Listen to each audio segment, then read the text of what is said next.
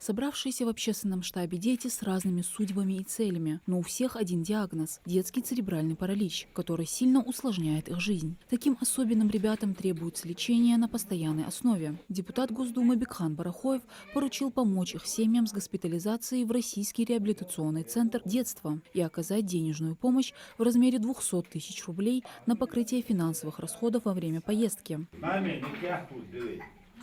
Я подарок маме. Акчман.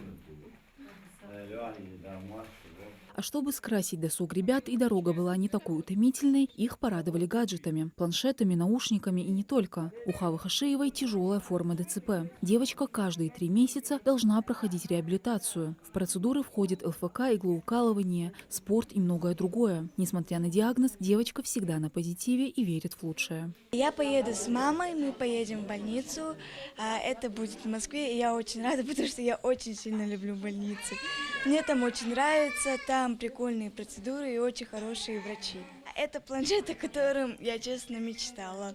Вот я очень рада, что мне подарили планшет, я буду в нем играть игры, буду смотреть мультфильмы и так далее. Это уже 3-й этап такой благотворительной акции, которая пока не имеет названия, но уже помогла многим семьям. Айшура Амсадаева признается, что быть мамой особенного ребенка – это нелегкая работа. Такое внимание им однозначно идет на пользу. تخن سون جو حمدية جو خزروت قد سون سن وج نانوش تخيط خد دالش ساعدو تشن دال رياس خلشان تخن أخت حستا دوك الله حصل تشن مسنيار. Акция началась с помощи детям Донецкой и Луганской народных республик, а дальше уже распространилась на ребят из нашего региона. Как и в прошлые разы, детей много. Если в прошлом году мы отправляли 52 ребенка, то в этом году их уже вдвое больше.